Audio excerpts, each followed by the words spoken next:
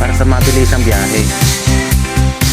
Sa mga oras na to ay ako lang muna, pero pangako sa susunod na lipad ko, isasama ko na kayo, ang pamilya ko. Hindi ko man ginustong mapalayo sa inyo ng ilang buwan, pero kailangan, kaya gagawa ko ng paraan para magkasama na tayo ng pangmamagalan. Dahil ang tunay na pamilya ay magkakasama at masaya.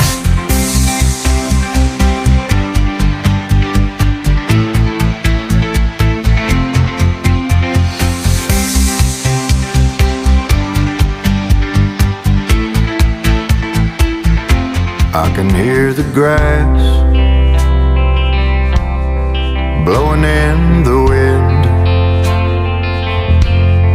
I can feel the sun rising off the sand.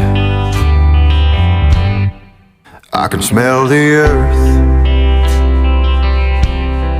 dry from no rain, but I just can't see